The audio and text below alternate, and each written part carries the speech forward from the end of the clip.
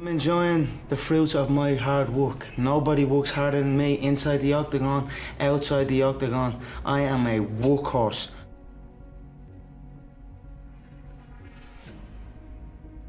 People say, man, you cuss all the time, why? Well, I hate to say it, the best way for me to get how I feel across, I can't sit here and say, you know what, yeah, I went through Hell Week and man, it was really hard. No, that takes your damn soul, rips it inside out, and then they say, now we're going to start. It allows me to express where I was at a point of my life. If I don't give you all of me, why the hell am I here? Why, how will you learn from me? People take so much offense to me. You will never learn from people if we always tap dance around the truth. Oh God, I love that. We tap dance around the truth by finding the right words so I don't hurt you because you have thin skin. No, tighten up, people. It's okay, trust me, it's okay. You might be called nigger one day, it's okay. You might be called some Jewish word or some faggot or gay word. It's okay. Let them call you that. What are you going to do now? They don't own your life. How are you going to control that now? How are you going to flip it upside down and say, Roger that, now I'm going to harness this and you'll read about me years from now? How? That's the question. How are you going to do that? Thicken your skin. Become more of a human being. Don't be afraid of the reflection in the mirror, because that's all you can be afraid of. Once you overcome the reflection in the mirror, you've done it.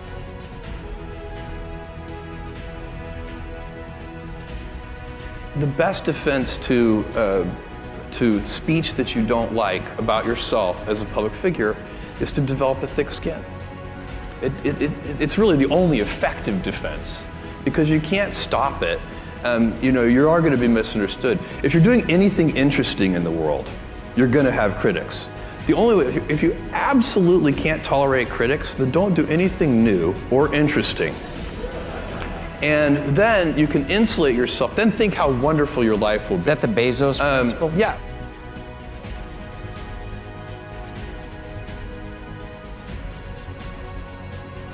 I was bused to school. It was pretty, you know, it's whatever, man. People, you know, were mean and they called you nigger and whatever and spit on you and threw BCs and piss and whatever at you, and, you know, it is what it is. There's nothing I could do about it. It made me stronger. I'm not here without it. You can't faze me with meanness because of it. So, you know, that was my grade school experience. Grade school, high school, junior high school.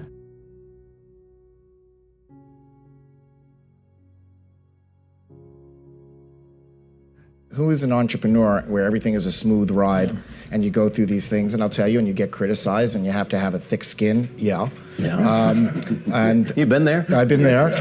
And by the way, you don't buy a thick skin, and you don't even know you have it until somebody starts to try to puncture it, and then you discover what you're made of.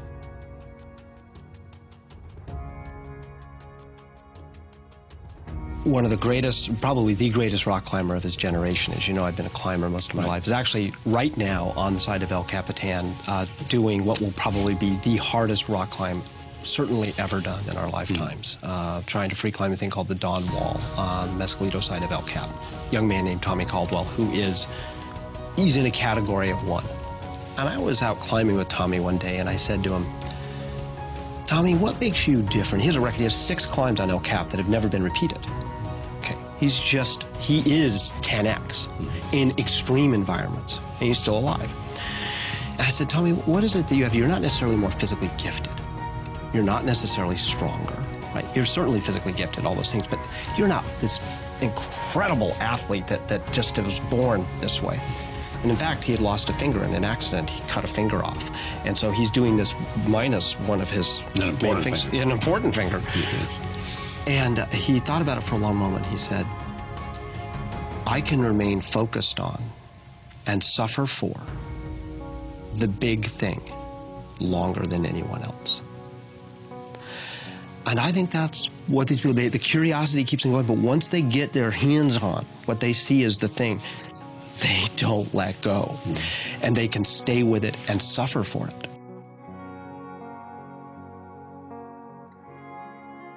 I've been doing this long enough to realize that no matter what people perceive of me, I always shine through at the end of the day.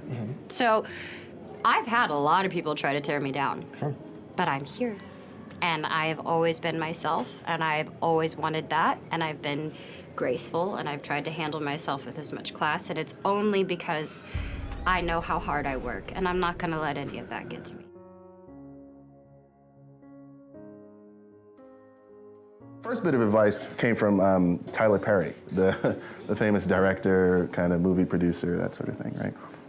You know, about 2 years ago, I had the good fortune to interview him one-on-one in 3 different cities around the country, where he got to speak about his entrepreneurial story to a bunch of small business owners around the country. You know, Tyler Perry's, you know, he did his thing. He was homeless for a while, right? Now he's like the highest paid dude in Hollywood, right? Really fascinating story. So, you know, I'm interviewing him one-on-one. Start the Q&A. One woman raises her hand, stands up. She says, "Mr. Perry, you know, we have to always go through these different trials and tribulations as entrepreneurs. Like, what keeps you going, right? How do you get back up and just go, right?"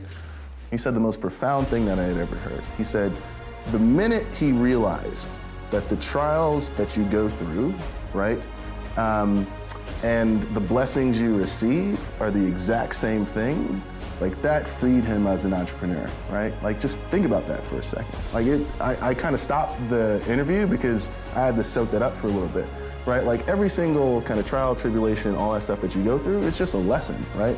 And that lesson is just an inherent blessing, right? So as entrepreneurs, like, this entrepreneur thing is hard, right? Like, at times it's amazing, at times it sucks, right? And I've been very blessed and fortunate to have really good opportunities, but it's very, very hard, right? And you don't want to stress yourself out unnecessarily. And what that lesson taught me was that I didn't have to be as stressed out, right? Like, I'm gonna go through these issues, they're just lessons, let me treat that as a blessing, we're gonna move, right? And a lot of folks look at me when I start this company, they're like, "Tristan, you're way more calm than you should be." And it's like, yeah, because I fundamentally understand this lesson that I learned.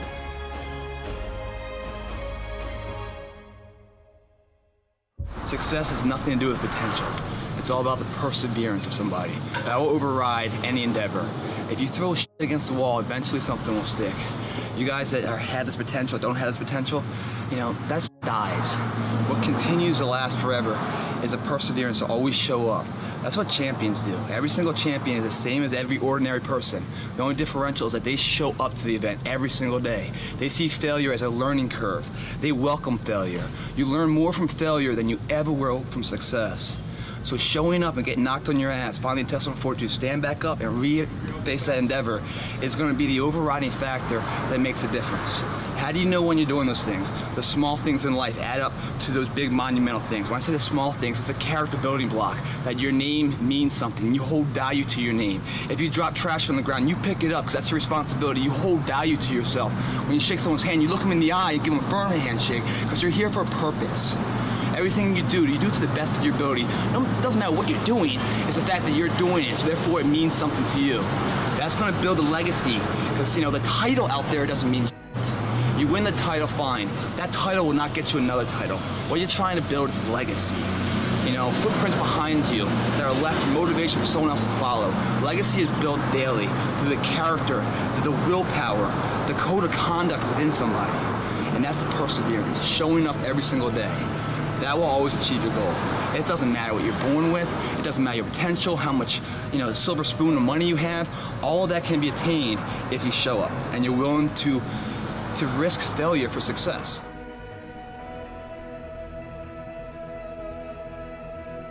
It could also remind us of success of Alexander Bell, the inventor of telephone, who had a stack of notebooks where he recorded every failed experiment. So, if you work really hard, you can find the winning spot, even, you know, in the midst of your numerous failures. I think the ex-Speaker of US House of Representatives, Newt Gingrich, hit the right points when he said that perseverance is a hard work You do, after you get tired of doing hard work you already did. Hard work pays. I put in a hell of a lot of work all throughout this build-up in the fight. I pumped out more content than anybody, more content than Fox, more content than ESPN, more content than BT Sport, more content than everybody on the Mag Live on my own channels. You know what I mean? I'm a workhorse from all angles, not just in the gym. But I'm building this media empire now myself, and we pumped out the content. I'm very proud of how it went. We consistently, daily movies I was releasing, you know, from like a month ago, every single day. You know what I mean? Nobody's doing that. So I'm very proud of it, and I'm very, like, the work pays, hard work pays, and I put in the f***ing work, and that's why I'm sitting at the top. I put it all on the line, I show up, I perform, and I get the results from that. I knew I was wired to be excited about business. How or why, I don't know, but you know, and there's certain guys that have the genetics to jump out of the gym, right? There's certain guys, you know, that, you know, when they golf, they have the muscle memory and the discipline. You know, Dirk Nowitzki may not be the most talented guy in the NBA, but his discipline and his focus to do what's necessary to be successful, he's willing to do, and combine it with being 7 feet tall and being skilled, you know, it makes him an amazing basketball player. So it's understanding what your skill set is, finding the right place to use those skills, and then going for it. You know, will that make you 250 grand? It depends if you pick the right industry. But whatever industry you pick, if you outwork everybody, if you try to be a little smarter than everybody, if you try to be a better salesperson than everybody, if you try to be better prepared than everybody, you've got your best chance. Because if you don't do it and somebody else does, you know, I have the saying, work like someone's trying to take it all away from you. You know, I actually work like someone's spending 24 hours, working 24 hours to take it all away from you. And that's kind of the way I look at it. I remember asking my dad to, I wanted new basketball shoes because I was a basketball junkie back then. He's like, well, your shoes work. If you want a new pair of tennis shoes, you have to go out there and get a job. And I'm like, Dad, I'm 12 years old, and it just so happens he was playing poker with his buddies, and one of his buddies was like, well, I got a job for you. I've got these garbage bags that we distribute. You can sell them door to door. I'm like, okay.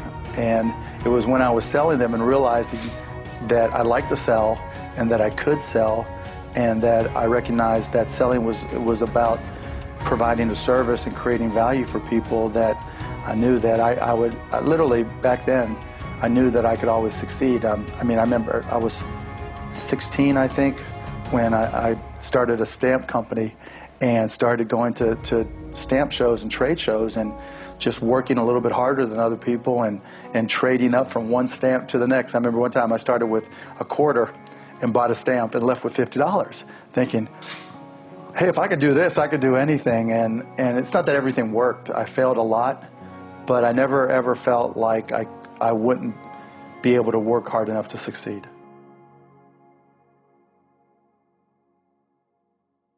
And so the one thing my father gave me, which was really key, was that work ethic. That ability to get myself up in the morning, no matter how tired I was, to push myself through those pain barriers. And again, the combination of the loss of a mother at 6 and then being sent out to work at 10, I mean, starting work at 5 o'clock in the morning to do the milk round, being dropped off at 8:45 at school in the milk van, you know, that work ethic. So that combination of those two, work ethic and great insecurity, was what got me to where I went to.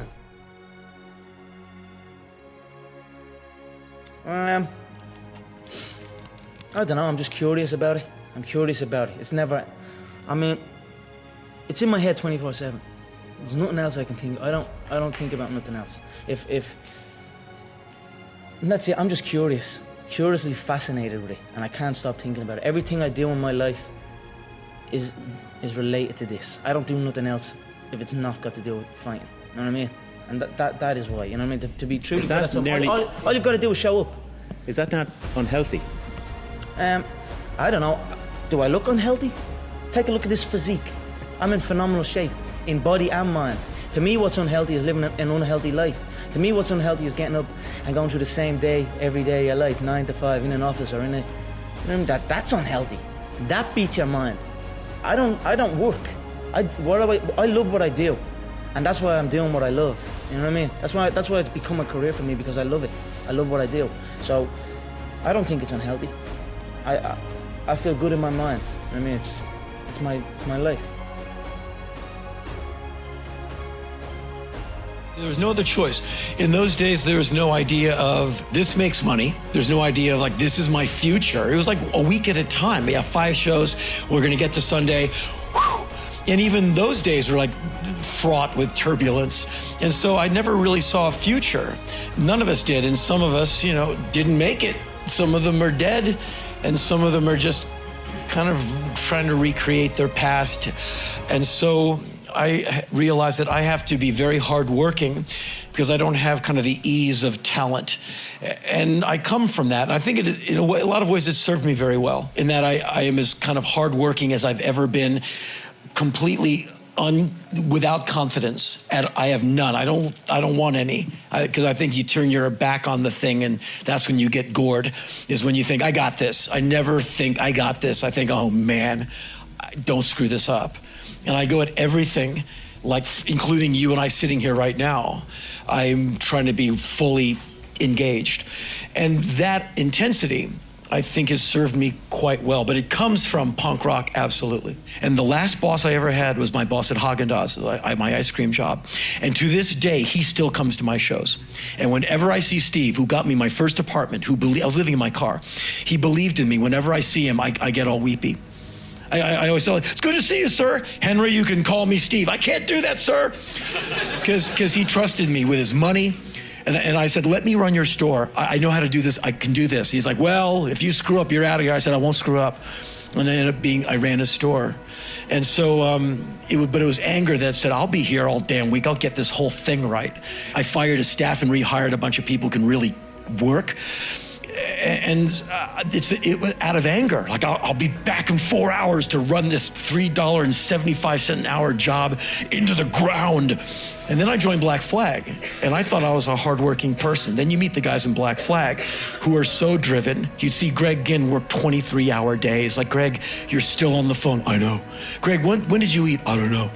Greg, when was the last time you showered? Do we have a shower? Like, the guy, we were not going to be stopped. And I kind of go at that intensity, kind of anything I do. Like, you're a very calm, good-looking young man. Look at me, I'm a spaz sitting next to you. Like, I'm doing an interview with you. I can't help it. Focus. I'm sweating, man. And so, but I'm like this going to the airport, like 10 miles out. And so, it's anger that has informed kind of my life, and unflatteringly, a sense of vengeance. Every damn person who said I wouldn't be anything, I'm crushing them every day. Everybody I had to endure in any band I was in, every day, into a powder. I'm no ill. I just wish to shine brighter, and if it burns my body to a crisp, I'm happy to go right now. Muscle memory. It's used to like a golf swing. You crunch down. You're constantly trying to learn. You're still thinking, but your ratio of thinking to acting is very different. You know, at the beginning, I was thinking about it this much, in my cognitive brain, and then there was this much, just whatever thin reed of talent you have is there, and then you're thinking about the rest. And then over the years, I think, they always say the reptile brain. The reptile portion of your brain is where respiration, heartbeat. Right. That's the stuff that even if you're knocked unconscious, it's still working. I really believe a lot of my talk show or comedy instincts are now in my reptile brain. That you could knock me out, and my heart would still beat, I'd still breathe, and I'd still be asking Lindsay Lohan, some stupid question. You have become, some way, part of your DNA. It's become part of your DNA. Yeah, I mean, I think a lot of it is you have to have some ability. But then it's just how much will. I really do think there's just I think people underestimate. It doesn't sound sexy. It doesn't sound cool. How much do you want it? Work ethic, and just how badly do you want it? And there have been, many times in the, throughout the years of doing my show where I've thought, you could shoot me in the chest before I walk out there, and I'll still walk out there and do that show, and then I'll come backstage and die. But we're doing that show. individuality and just appreciating like the way I think and the way I feel, and having, you know, letting that have some value and worth, and depending on that. So, you know what, if everybody else is, you know, what is it, the 4 or 5? Y'all got like 29 million highways out here. Yes, sir. Right? Take a different route. If y'all got traffic there, isn't that what you guys do? You get off on the next exit and you go somewhere else. You rather sit in the traffic with a stoplight than to be on the 405 trapped. Right. You know what I'm saying? And I think that like individuality is a wonderful thing. It's the reason why Drake is so good. It's the reason why Lord is so good. You know, it's the reason why, you know, the West Coast on Tyler the Creator and Our Future and Kendrick Lamar, like these are all, like none of those guys sound alike, yet and still they're all out at the same time. Right. Doing their, you know, perspective things, right? So it's betting on yourself and betting on your difference and appreciating the rarity of how you think. Disease. I'm a workaholic, and it's like being an alcoholic. I just can't give it up. I've been unwell for 2 weeks, and I feel unwell, you know, so I can't go to work. Because I can't go to work, I get worse. If I sit in one place, I'm stressed. The reason I'm not fidgeting too much is because I'm unwell. Otherwise, I hate sitting in one place. Some work has to be given to me. You know, my wife and my children keep telling me that, you know, you work 20 years round the clock. Why are you doing this? I don't think I need the money. I don't think I'm greedy for more fame. I'm doing okay. I can do one film in 2 years and be happy with it. But I'm just not happy. I tell everyone, if I'm not working, I'm depressed. So I don't know if it's a curse or a blessing. Maybe at the end of it all, when we die, God will say, did you work? I say, yes, a lot. Oh, damn, you go to hell because I didn't want anyone to work. Or it would be, oh, you worked. That's really nice, because I wanted everyone to work. So I don't know, one of them is going to be right. But I just keep working. I think I have this fear that you have very few days in life and you need to cram it up with a lot of things. You need to fit it with so many things in it that you don't have space for life. It should be like that. When I'm not working, I get lonely, I get depressed, I get sad. I don't drink, I'm not a philosopher, I'm not a poet, that I like loneliness. I hate being alone. And I hate being with people at times. I'm unsocial. I'm very odd with people. So what happens is I have replaced people with work in my life. Because when I'm working, I'm with a lot of people. And there are people I can interact with because somewhere there is a wall that I'm not interacting with them socially. I'm interacting them through this common goal, that is the work. So I can discuss with her or discuss with him. And we are friends for that moment. Many of my filmmaking colleagues complain that after the film is over, you don't talk to us. I can't explain to them. I don't have anything else to say. I love you. I miss you. But I miss you through the work. I don't, I'm very fond of a lot of people. A lot of people I love like family. And I can't pick up the phone and talk with them. I can't socialize with them. I can't sit and chat with them. But when we are working, I can just be with them. So I don't know, work is sort of, I have replaced loneliness, depression, and people with work. Well, you come from the working class background that I come from. I feel guilty at 10 to 5 if I'm not in the office. I know that might sound strange to you, but there's a work ethic that I have to be half dead not to not go to work. It's a kind of a work ethic that's built into me, yeah? But nevertheless, having said all that, the weekends, that was it, it's over. Switch off like Friday night, as you got back from the office or from the work or from the factory or whatever, it doesn't matter what was buzzing around in my head, it was off like a light switch. And that's it. Don't let it interfere, very rarely let it interfere with the weekend. And then Monday morning, bang, back on it again as if you flick the switch on again. So I think that was a bit of discipline in that respect. Stare at your past and you'll end up staying there. It's okay to look back and admire it, but you carry on. I'm not in the business of staring back at it. You know what I mean? And getting lost back there. People say a loss can make or break a fighter, but trust me, a win can also make or break a fighter because they get comfortable with a win. People can get comfortable with a win, and slack off then. Slack off on the training. Slack off on the diet. They've won one. They're winners now. That's not me. You know, you sleep on a win and you'll wake up with a loss. So I just carry on, keep doing what I'm doing. And that's why this turnaround is so good for me. Vegas, straight away. The Fighting Irish head to the fighting capital. It's perfect. Continue on this path, the freight train straight to the top. We don't get recognized for how expensive our videos are. We don't get recognized for, you know, the superficial aspects and all the other ancillary things that come along with being in this business. You're recognized for the first and foremost important thing, and that's the music. And I'm just so incredibly humbled and honored and appreciative to be a part of, you know, this year's consideration on any level, and to even be doing this interview. Because as I often say, I could be just back home in my room with a demo, or not. Could be even worse. No music at all, and just a bunch of ideas that I could be frustrated to get out, but with no outlet. But instead, it's the complete opposite. In fact, I'm doing what I love to do. If you can see it here, and you have the courage enough to speak it, it will happen. So I see these shots, I see these sequences, and I don't shy away from them. A lot of times people believe in certain things, but they keep to themselves. They don't put it out there.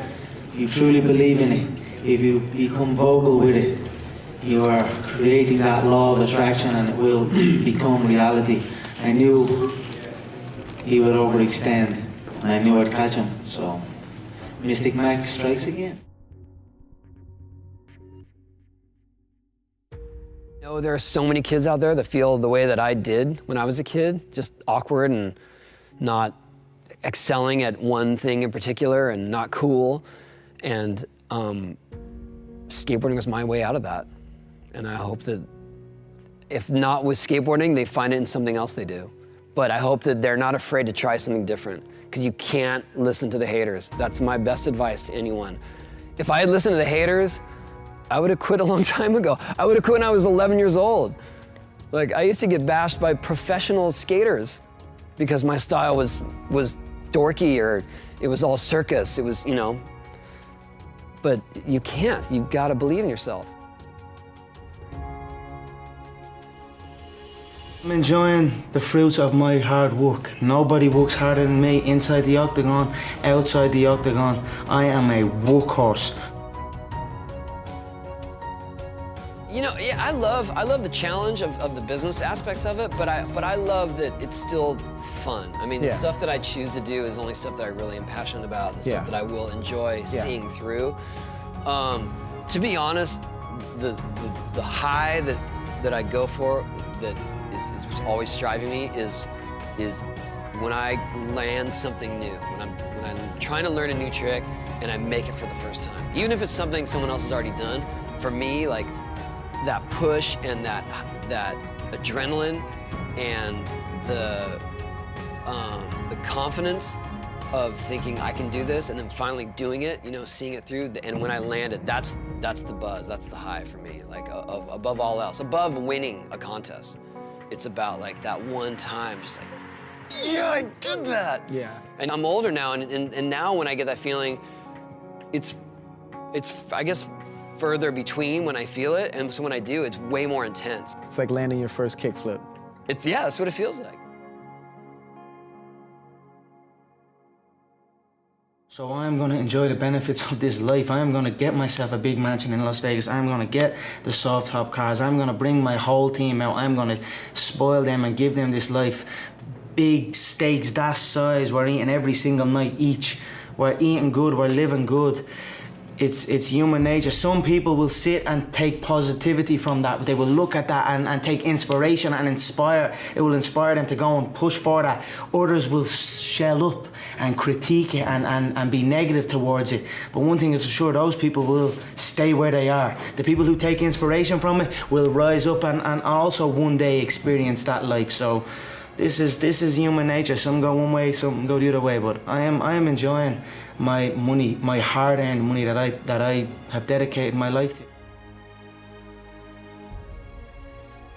We all have egos, and it's okay to have a sense of self-awareness and identity, but it's not okay to have an ego, because what an ego does is, the ego is a funny entity within the human brain. It is on your side when you are doing great. But have you ever noticed when you think you failed, it's the ego in your mind that tells you it's so bad. Everyone's looking at you. You start to sweat across your forehead and you're like, oh my God, I can't believe this is happening. The whole entire world is watching. And none of it is true. When you're doing great, you shouldn't listen to that voice. When you're not doing as great, you shouldn't listen to that voice, because it's not good. When you're doing great, it's gonna get you hooked on that feeling, so that when you come down, because life is a roller coaster. There's valleys and peaks. When you hit that valley, if you can't deal, then you won't make it.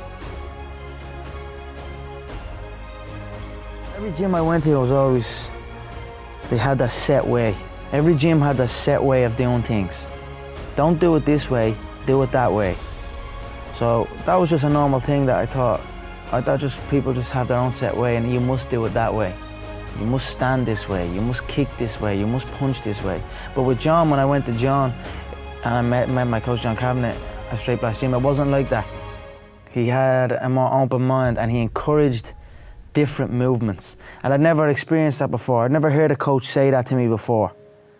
And that stuck in my head. I thought to myself, this guy is thinking outside the box, you know what I mean? That he has a vision that everything works and he encourages every movement, because ultimately there is a time and a place for every single move. So I just knew when I met John and when he spoke, it made complete sense to me, and that was it. I stuck with him and he stuck with me, and the rest is history. Knew I wanted to be in the skate industry. I love skating too much. I wanted to be in it. I didn't know if I would make a living as a professional, but I was devoted to skateboarding. So I refinanced my house and took all the money and started a skateboard company, which seems like the stupidest thing in the world to do when skating's dying, but it was exactly what I wanted to do. I wanted to be a company owner and be behind the scenes. I quit my sponsor and started, and for about 3 years struggled very, very hard with my partner and I. We had pooled our money together. He was an ex-pro skater as well, and we just did Birdhouse and did whatever we could to get by, and all the team was staying on my couch. I'm literally like, while I'm changing diapers, I'm like driving guys to these spots that they're gonna get arrested at because there's no skate parks, so they're gonna go ride schoolyards, and it was such a strange existence. But I loved it because it was skateboarding and it was exactly what I wanted to do. And so we really hunkered down, I was living on Taco Bell and peanut butter and jelly and Top Ramen. Probably 3 years for sure. But I didn't care because it was like I still got to do what I love. That's the thing, is that people think, was it a struggle? And it's like, well, no, because, I loved it too much. I still got to go skate. And I had time to skate. I didn't have to go sit behind a computer for 8 hours and then hope I get time to skate. Well, gratitude is one of the most strongest forms of power in attracting good things. If you truly feel grateful for the things in your life, I always felt grateful for even the small things. I always used to celebrate the small things. Now I might be celebrating the bigger things, but I always celebrate every little good thing that would happen to me in my life. Even before I had any kind of money or any of that, I would celebrate and I would feel grateful for it, and it just gave me more. And this is exactly the same thing that's happening right now. I still remain grateful, and more comes. Well, for me, growing up, I came from a horrible background. I got called nigger every day of my life growing up, lived in a small town. The Klan headquarters at that time was about 20 minutes from where I lived. One of the high ups in the KKK, son, sat behind me in 2 classes, so he called me nigger all the time. I got my first car, they spray painted nigger, we're gonna kill you on it. So I was just an insecure, scared kid. And the only way I could find myself was through putting myself through the worst thing possible. I'm gonna say the exact opposite of what the world, today's world, is saying. So we read a bunch of books nowadays. As humans, we wanna find out how to be someone else. What we don't do is we don't go inside. So literally turn yourself inside out. Read the book that's like we're writing a book every day of our lives. Every day we're seeing who we are as people. When I was growing up, I lied for people to accept me because I didn't accept myself. So I would make up stories so then you would accept me into your world. I would, everything I did was for someone else to like me. It wasn't until I started reading my own book about how pathetic I was as a human being.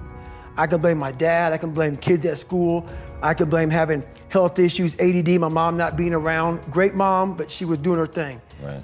I could blame a lot of people. And that's the book I was reading. And I put it off on everybody else. It wasn't until I said, you know what, for me to fix this, I gotta read what the f is wrong with David Goggins. Not blame anybody. Read my book and say, okay, I'm afraid of my shadow. How can I overcome that? Go in the military, get your ass kicked, do things you hate to do, be uncomfortable every day of your life. Roger that. I'm not the smartest kid in the world. Okay. Instead of somebody saying, oh no, you're smart. No, don't say that to yourself. I said to myself, no, I'm a dumb. Okay, roger that. How you get smarter? Educate yourself. So the things that we run from the truth. We're running from the truth, man. So the only way I became successful was going towards the truth. As painful and as brutal as it is, it changed me. It allowed me to become, in my own right, who I am today. I don't like to think too far ahead. So you haven't thought alternative No, I don't like careers thinking or... too far ahead. People set like goals, long distance goals and shit. That's too much for me. I already feel like I'm living it. And then I just carry on doing that, carry on day by day, already living the final goal, the goal of being the world champion. I already carry myself like I'm a world champion. I already speak like I'm a world champion. And that's it, I just carry on day by day. So I'll take it as it comes. Again, like I said, you were asking me about the future. I'll let you know a little bit closer, you know what I mean? All I can see right now is the gold. That's all I can see. We didn't take on a project just to take it on. And the couple of times that we did that, it always just backfired terribly. So the lesson there was just stay loyal to the craft. Stay loyal to your creativity because it's a gift. Well, I remember being in high school for 20,000 kajillion years.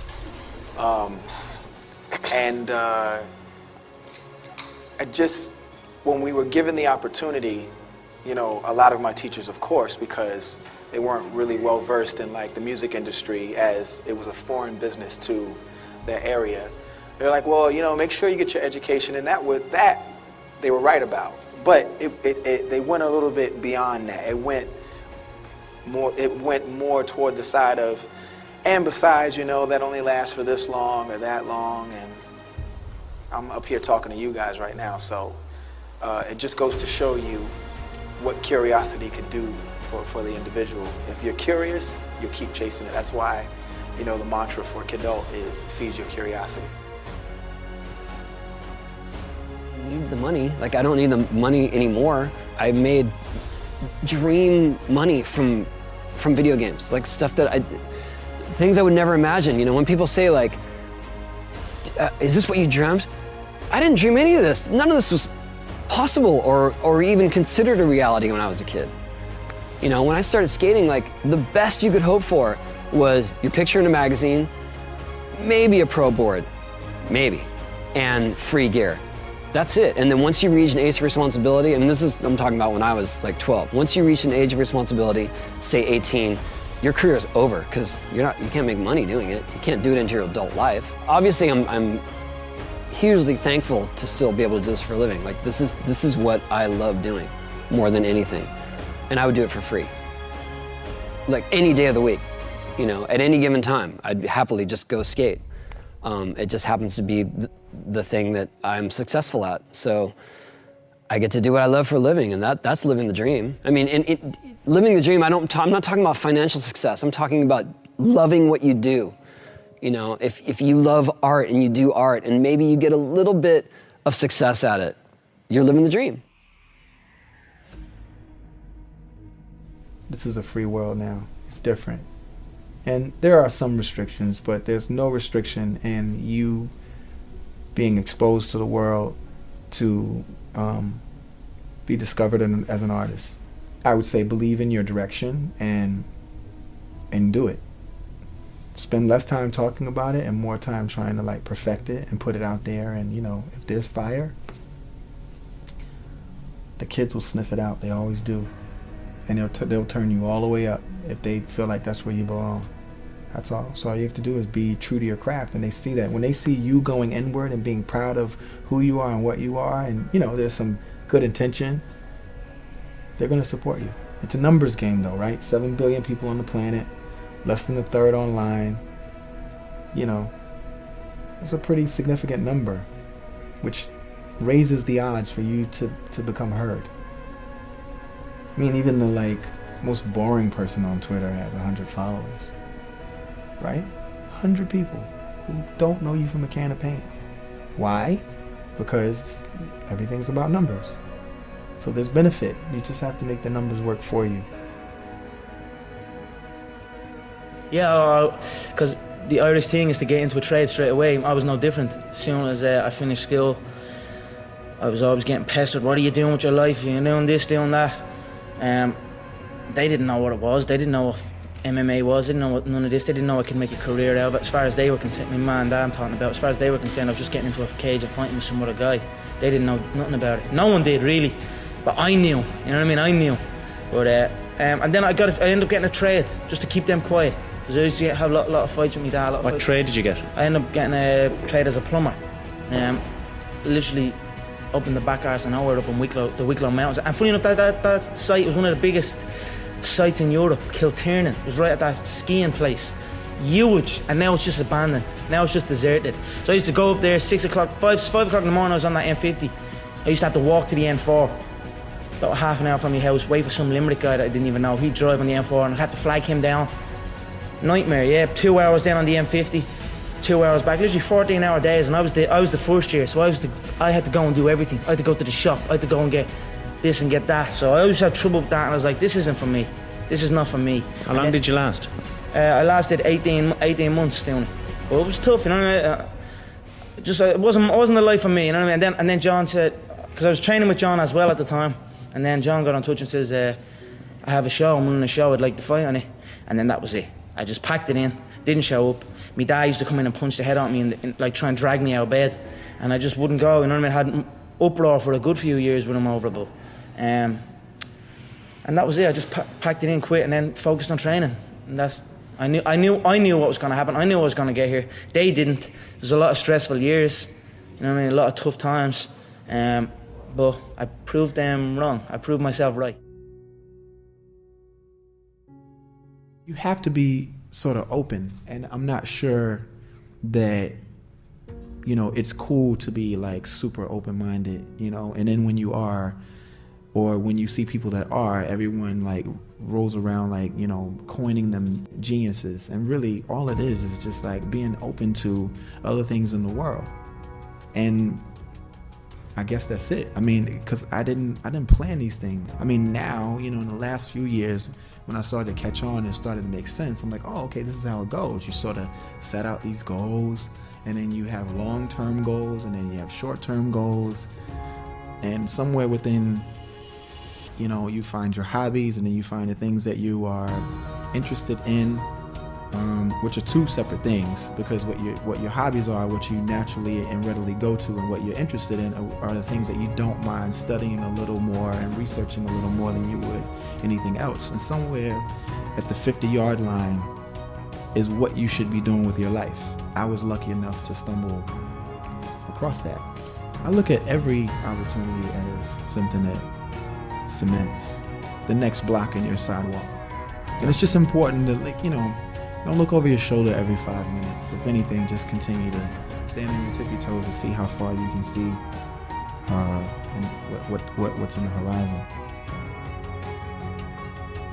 Convinced that you're going to fail or fall or get hurt, that will come to fruition because that's what you're visualizing. I never I was willing to get hurt along the way, but I didn't visualize myself getting hurt along the way. And I think that's what stops a lot of people, and that's really what separates a lot of people from being world champions or from being as good as they can, because they stop at some point saying, oh no, I am not capable of this, or I'll probably get hurt doing this. And if you approach anything with that hesitation, you're gonna fail. I always approached it like, this is going to work. I'm going to figure this out, even if it takes me hundreds of attempts. And I wasn't, the idea of falling and getting back up again, that didn't really bother me at all. When you say that you come from nothing, you're saying I come from nothing. Like nothing. Do you know what nothing is? Nothing is a void. Nothing is deep space with no stars. Nothing is, it's not possible for you to exist in nothing. So there's no such thing as nothing. It's all relative. So when you say, I was just explaining this to an old friend the other day who was saying, I have it so hard, it's so tough, and it's so crazy, and I don't have anything. Well, sure you do. You have the same things that Bill Gates has. Because just like him, when he dies, you know what you're going to take with you? That's exactly right. So while the apartment may smell funny, while there may be pests and rodents, because that's what people generally relate to nothing, right? Come from nothing. And the car is a Hyundai, if there is a car. Or there's bus tickets, or train and free lunch. Nothing, right? It's not true. Imagine the people who live out in remote villages that have never heard of the iPod. But they're happy. And they would argue with you when you tell them that they have nothing. Nothing is a perception. So if your reality is merely just your perception and a perspective, these things are interchangeable.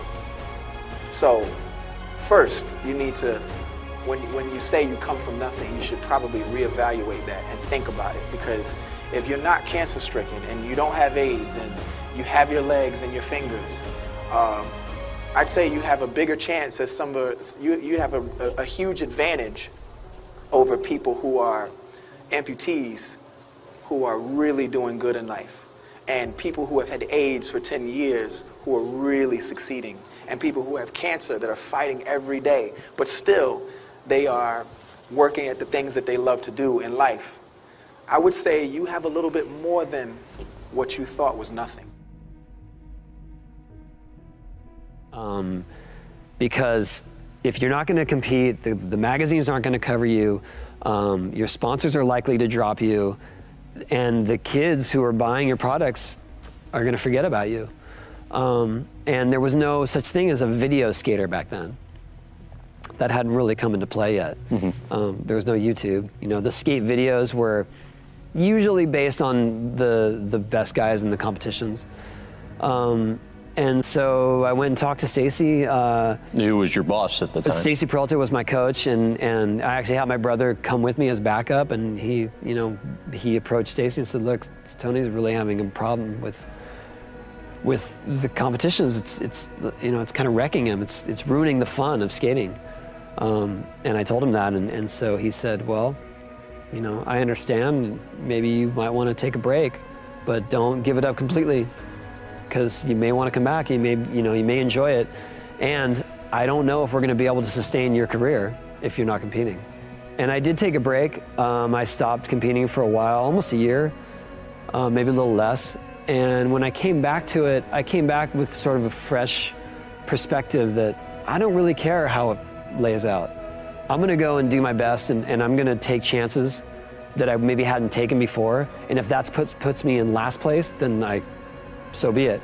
But if I succeed, I'm going to be on this whole other level of skating. And that's what happened. I mean, and the contest that I won then, I won by a long shot, you know, because I was doing stuff that was experimental and stuff that I wasn't really confident with, but I could pull it through somehow. And if it didn't happen, then I didn't do well at all, and I stopped caring about the end result so much. I came home one night from work spraying for cockroaches, and long story short, I turned on the Discovery Channel. I saw some guys going through Navy SEAL training, and they were going through Hell Week, and they were getting their ass just beat. You know, in and out of the water, guys ringing the bell. They was suffering. And I was weighing like 297 pounds. And I had to make a change in my life. You know, I was at an all-time low, and I wasn't going anywhere, and I was exactly what everybody said I was gonna be, which was nothing. So I had to make a change.